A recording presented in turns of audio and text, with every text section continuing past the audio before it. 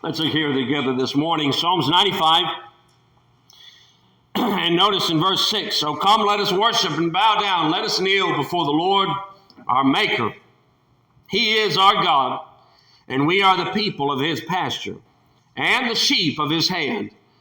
Today, if you will hear his voice, harden not your heart as in the provocation, this time of testing, provoking the Lord. As in the day of temptation, testing in the wilderness.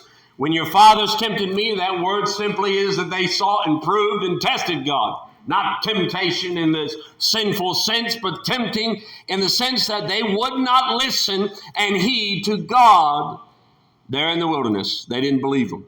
And they didn't believe in his promises. 40 years long was I grieved with this generation, and I said, it is a people that do err in their heart, and they have not known my ways. Always they have turned away, and they've not sought after me or my will or what I have called them to do, unto whom I swore in my wrath that they should not enter into my rest. Into my rest. Now let's notice here in Hebrews in chapter 3, and let's notice in verse 15, while it is today, or while it is said, this goes back to Psalms 95, today if you will hear his voice, harden not your hearts as in the provocation. For some when they had heard did provoke, howbeit not all came out of Egypt by Moses. But with whom was he grieved 40 years? Was it not with them that had sinned, whose carcasses fell in the wilderness? And to whom swore he that they should not enter into his rest? But to them that believed not. So we see that they could not enter in because of unbelief. Now that is the point that the writer of Hebrews is trying to get across to these so-called professed Christians. And some would say, well, some of them may not have been Christian because the way he's talking here. But I think they were believers. The sad reality is that when you look at the background of Hebrews, the fact is that they began to question whether Jesus was enough and whether they needed to continue to go into the law, whether they needed to continue to follow after the old law and the old regulations and rules and all those things, and whether Jesus really had enough power to save them and redeem them. Because again, this mentality for some would be, well, maybe I've got to have Jesus and this. Jesus, just get all my ducks in a row. Some people joke at times, and I've seen preachers will joke at times, whenever, if something, a close call happens, and they'll sit there and go and do like a little cross on their chest and say, well, just in case they're right, kind of a joke there. But this is where there are Christians that at this time that were really questioning. And they were wondering whether or not Jesus was truly enough to save them and redeem them. And this here, the writer is saying, be careful, because the fact is that the children of Israel, they provoked God, they tested God over and over in the wilderness, and they wouldn't enter into the rest that God promised. Why? Because they didn't believe. Unbelief, really. In fact, he says here, look in chapter 3, and go back in in verse 12. Take heed, brethren. I warn you, brethren, be careful lest there be in any of you an evil heart of unbelief in departing from the living God. The reality of that, can they come to that point where they say, I just don't believe it anymore, or I don't believe in God's goodness. I don't believe that Jesus is enough. And what he's saying is that you are on this journey. And if you've truly chosen Christ, you know that he is enough. He'll redeem you. He'll cleanse you. And he says, what happens, though, if you begin to turn away and you come to the point where you say, well, maybe I've got to earn it myself. I've got to do these things on my own. He said, notice in verse 13, exhort one another daily, while it is called today, lest any of you be hardened through the deceitfulness of sin. The reality in this is that sin itself causes this hardening of the heart. And it can also lead to this unbelief in life, to continue to live a life constantly in sin and not coming to the place of seeking for Christ's forgiveness, coming in fellowship under the Lord, giving it over to him. He says, don't allow that to harden your heart through the deceitfulness of sin, for we are made partakers of Christ if we hold the beginning of our confidence steadfast unto the end. You notice that. There's an if. We are made fellow heirs with Jesus Christ. But the reality is this, you've got to hang on to that, cling to the promise of God.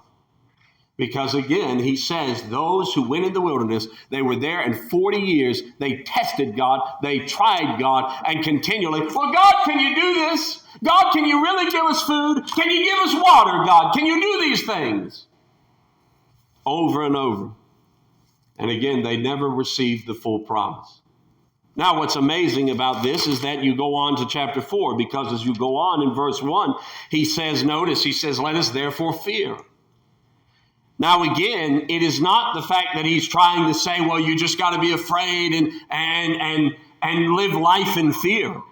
But the reality is knowing that if you begin to reject Jesus Christ, you're rejecting all life. You're rejecting Jesus came to give life and life more abundantly. When you reject him, boy, that's it. You ought to be afraid of that.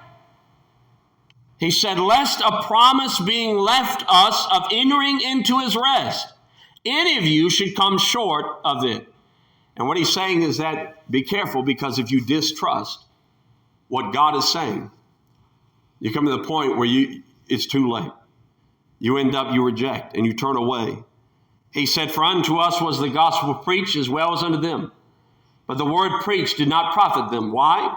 The word, the message of that rest was also to them.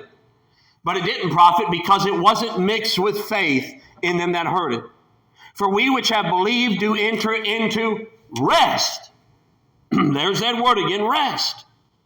As he said, as I have sworn in my wrath, if they shall enter into my rest, although the works were finished from the foundation of the world. Now that's very interesting too, because now the writer of Hebrews is transitioning from the rest that God talked about in the wilderness when he said, you're going to the promised land, Canaan. That was symbolic of this rest that God had for the children of Israel. But it wasn't going to stop there in the land of Canaan, because this rest goes beyond that. It's not just simply, they're in Canaan land now and that's it. No, there was more that God desired for the children of Israel. The reality, it's more than it's now the rest that we look at. Notice what he says here in verse 4, in chapter 4. For he spake in a certain place of the seventh day on this wise. And God did rest the seventh day from all his work. See, there's a rest. The implication of that, from the beginning of the world, when God created the world, God did what? After 6 days, he rested. He rested. Symbolic there. God's desire has always been for his creation to be able to enjoy that rest. Rest. How many of you are tired? Physically tired? Anybody? I would say some of you are tired. When I was in college, I think about that was some of the most strenuous times for me, in the sense of the scheduling and everything. I had to, a couple of years, I worked night shift. I worked in cleaning the cafeteria. We'd have to go and clean. I'd clean about 10 o'clock, get done about 1 o'clock. Then I'd have to get up at 5 o'clock in the morning, start doing hot breakfast and things like that. And then I'd have about 30 minutes to get ready to get a shower and everything, get ready for class. And then I'd go to class, and the class lasted all the way through. I'd have about 20 minutes for a lunch break. 15, 20 minutes is why I eat so fast and everything else, because that was it. And we had short time. And some of you know, when you were in the military, that was the way, you may have had 15 minutes or 10 minutes and everything else. You're just quickly consuming the food. And so now I'm just used to that.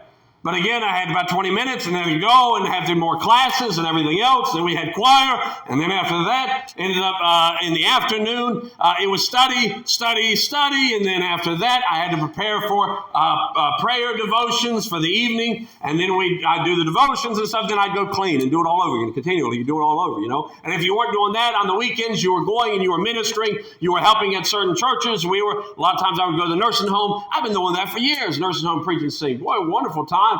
Doing that. But there were a lot of things going on. And in college, it was just, you hardly had a free moment. And boy, I loved taking naps when you could.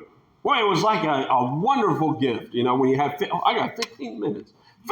15 minutes, and you just sit there, and it takes me about 30 minutes to fall asleep. Does anybody else? Takes you a good while. It takes me about 30 minutes to fall asleep. But in college, it took me 2 seconds. 2 seconds. I have to sit there and think about all these different things and try to just get, again, your mind to the point where you can fall asleep. But I needed rest. In fact, my physical health actually was not doing very well when I was in college. I had about 10 all-nighters a semester. It was very difficult for me trying to grasp and understand in the classes, in Greek class, systematic theology, all of these things.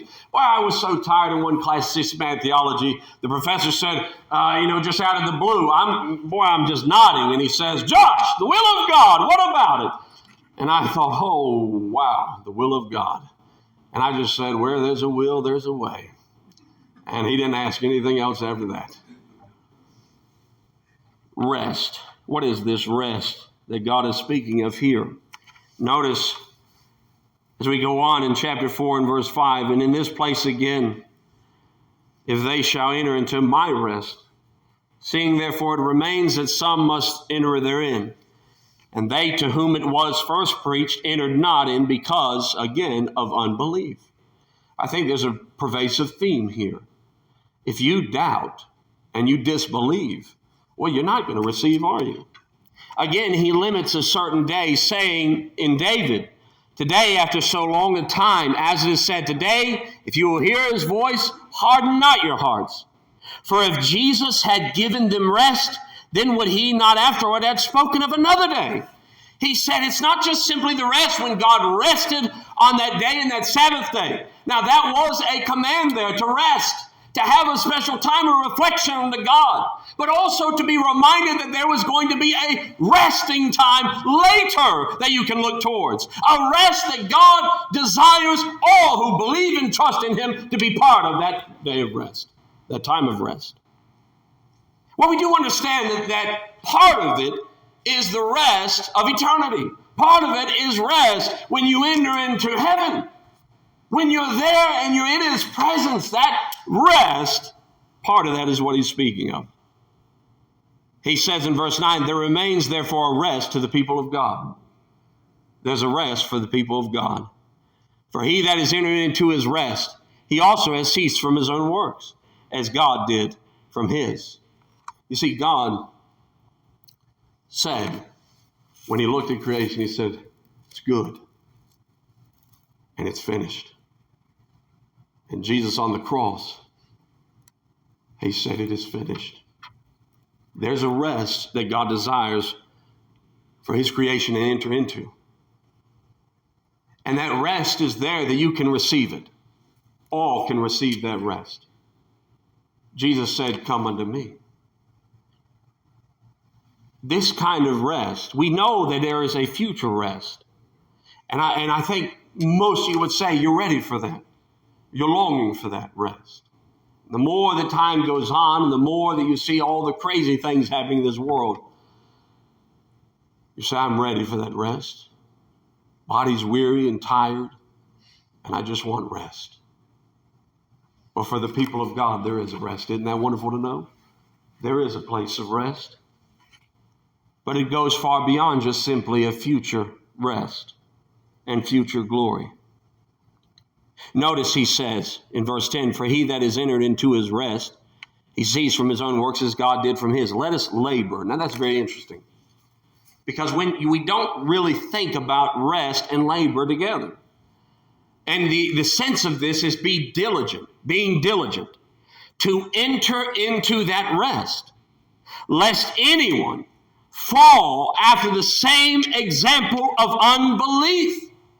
Again, it is coming to the point where you're sharpening your mind and you're being diligent in faith and in trust and in belief.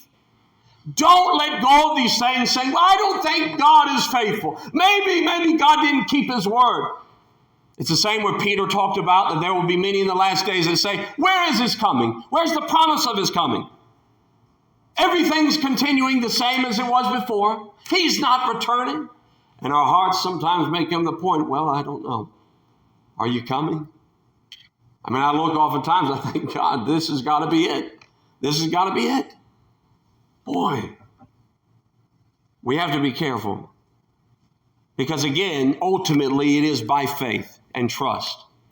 And the children of Israel began to doubt, disbelieve in the goodness of God and in the promise of God, and they didn't receive that rest that could have been given. And now I want you to turn with me to Matthew. Matthew in chapter 11. Matthew chapter 11. Matthew in chapter 11. And let's look what Jesus says here in Matthew in chapter 11 and verse 28.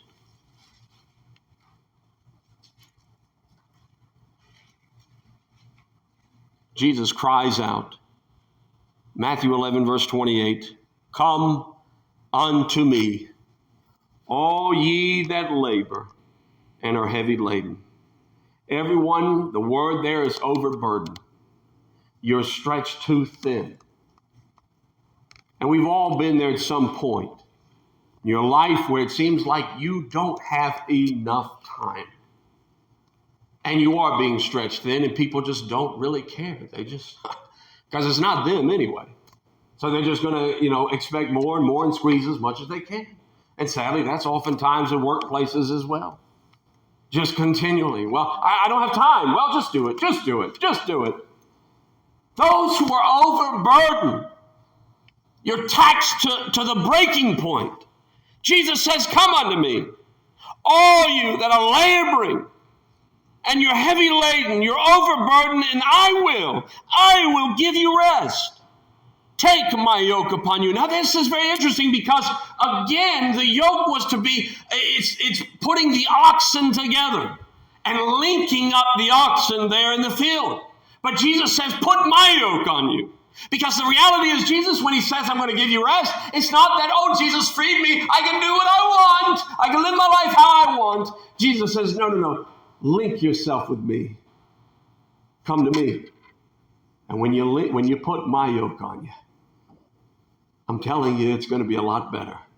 Now, we have to get that where the writer of Hebrews, when he says to labor in this sense, you are called to be a servant of Christ. Just because you have liberty and freedom, we can't use it for a cloak of maliciousness. We can't use it for wickedness, but we are free to now serve Christ. And we are now sharers together, and Jesus, we link up with him. And Jesus says, when you put my yoke on you, he says, notice, learn of me, for I am gentle, I'm meek and lowly in heart, and you will find rest unto your souls. Now notice this here in verse 30, for my yoke is easy. Now that word easy, the word there, easy, should be translated far more than just simply easy. It almost kind of is a disservice when we actually read it this way and not understanding the Greek. Because the Greek, it's far deeper than this. It's far more than just simply easy. When it speaks of here, when Jesus says, my yoke is easy, the sense of this word is that it is increasingly sweet. There's something about it that as time goes on, it becomes better and better. It means it's enduringly good. It's entirely wholesome. Again, that it's something, when we think about a weight and you're holding something in your arms for any length of time and you just keep it there, eventually that weight gets heavier and heavier and heavier. Not because the weight itself changes in how heavy it is, but the fact is your arm gets more tired and it just feels like a 10-pound weight. If you're standing there for 10 minutes holding it, it feels like it's a 100-pound weight. But there's a big difference with the yoke that Jesus gives you. This is this rest. Because yes, there's a future rest, but there's something else when you link up with Jesus Christ. The yoke he gives you and puts on you, he says, listen, I'm telling you, it gets better and better over time. It gets better and better, increasingly sweet. This is what we have to remember and see.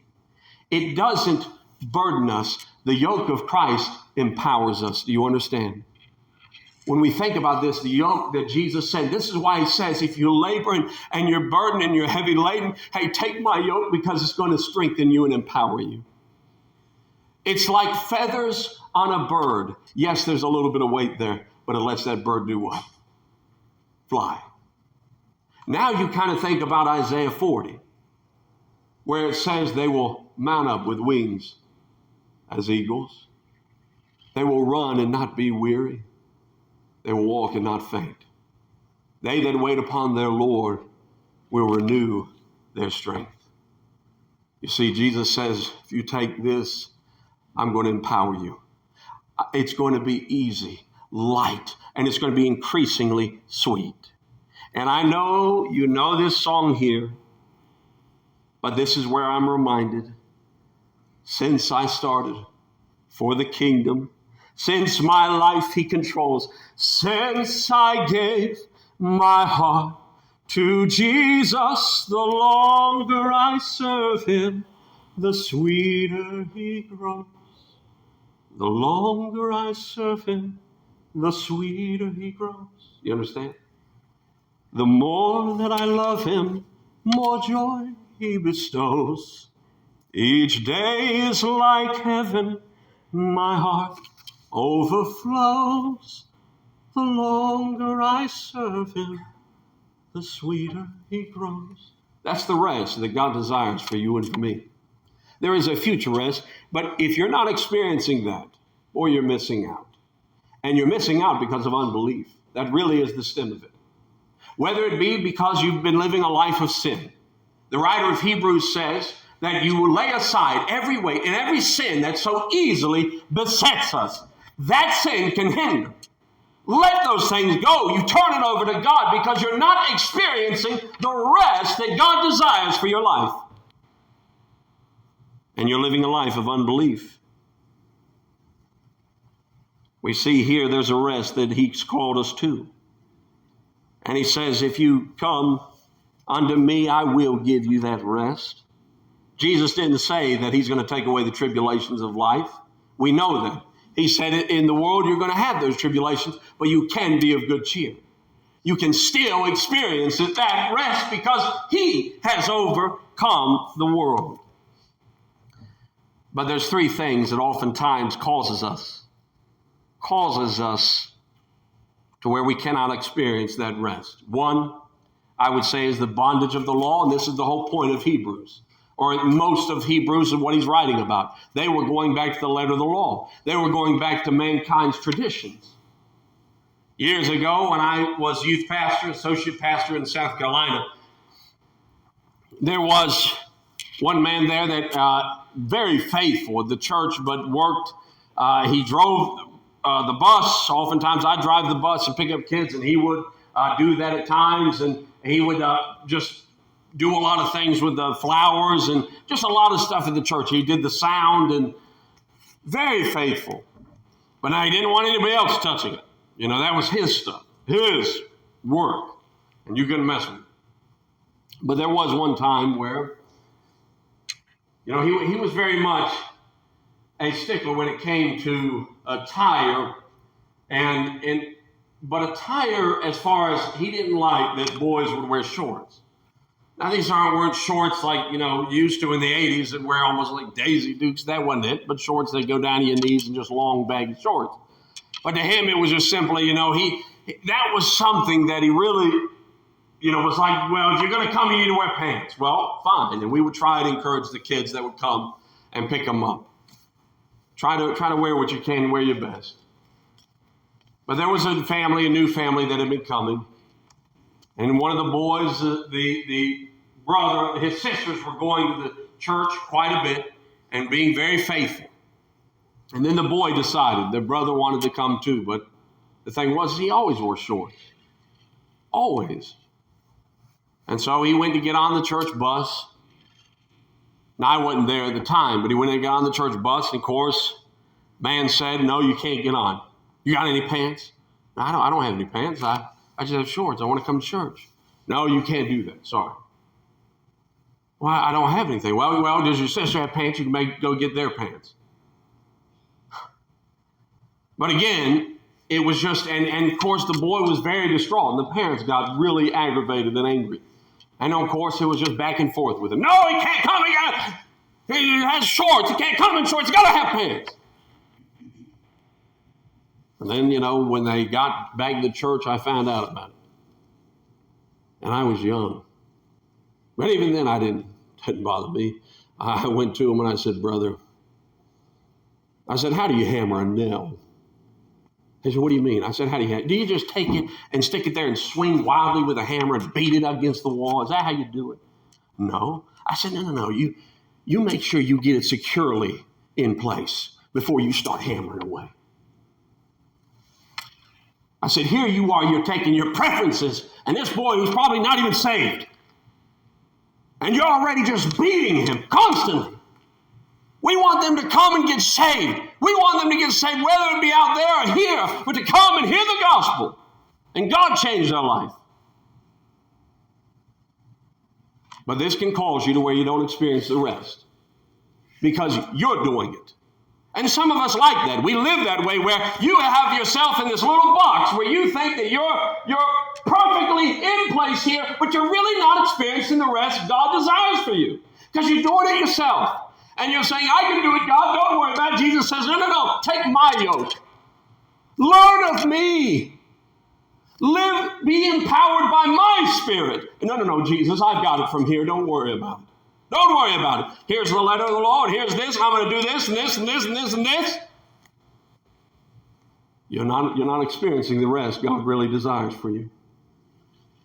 And again, I understand there are principles and there's things we ought to seek to follow, but we have to be careful, because we can come to the place where when we are back in the bondage of the law, boy, it can really mess things up. Paul said to the church in Galatia, he said, stand fast.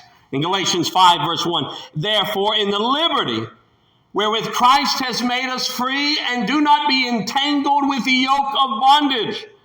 But we do that oftentimes. We put that yoke of bondage back on us, and we say, well, it's my work, my efforts, what I do. And we don't link up with the yoke of Jesus Christ.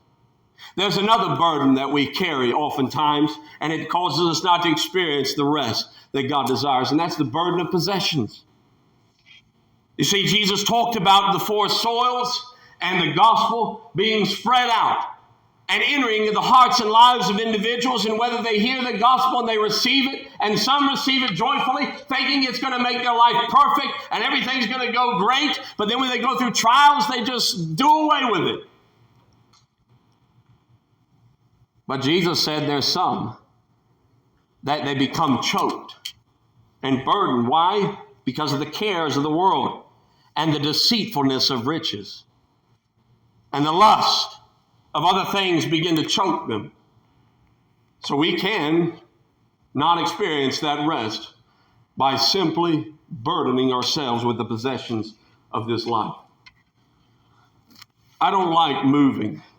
We've done it, had to do it many times. Times we didn't want to, we had to. But when you start moving, you start realizing how much junk you really have. How many of you would agree with that?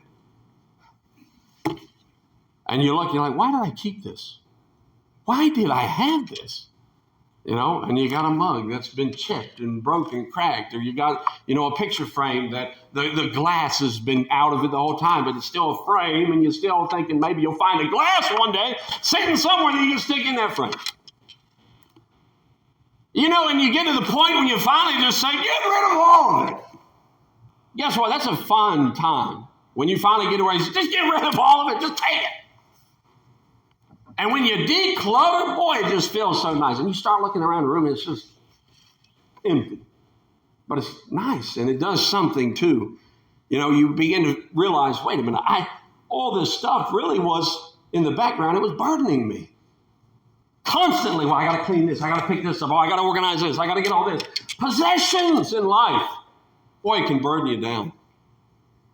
And you don't experience the rest that God desires for you to experience when we are constantly living a life for possessions, for money, the love of money. And then, ultimately, sin. Again, just as mentioned, it can easily beset us. My cousin, not long ago, sent my mother a letter. She had not heard from him for years. I believe almost a decade. He'd been in prison. And he sent her a letter and he said, the Lord's been dealing with my heart. He was talking about how much he loved the Lord. God changing his life. But you know, it's sad because there in the prison, he can only get out of that cell 1 hour a day. 1 hour. And he only can see the sunlight for maybe 2 hours in a week.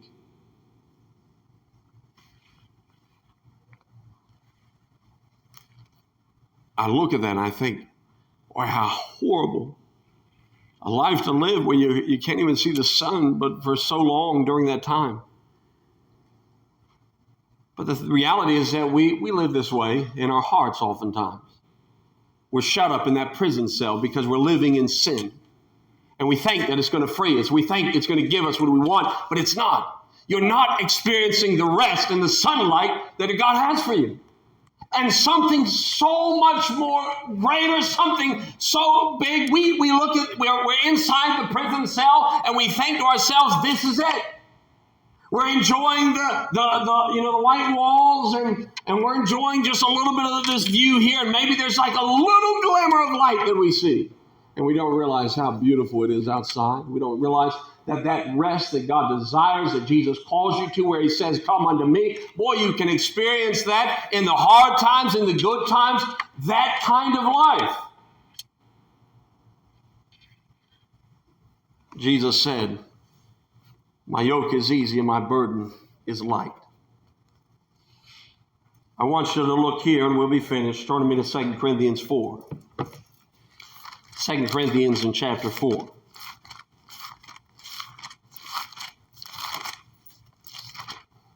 Second Corinthians in chapter 4, notice with me in verse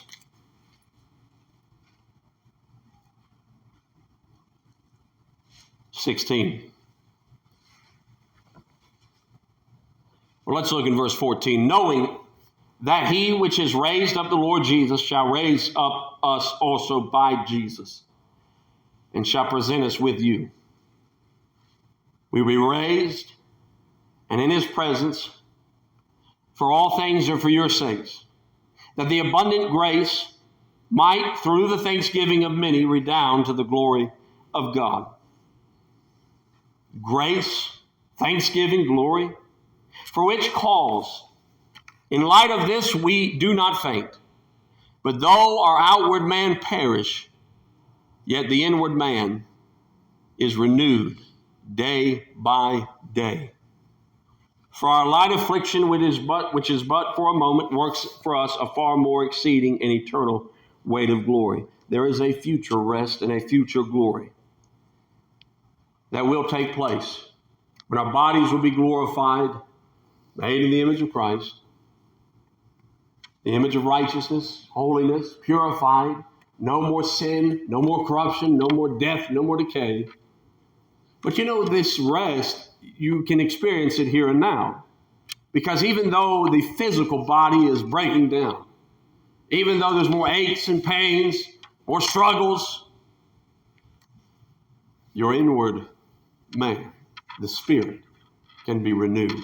This is what Jesus was saying when he said, take my yoke, because you're going to find it far more sweeter. And with each passing day, it's just going to get better and better.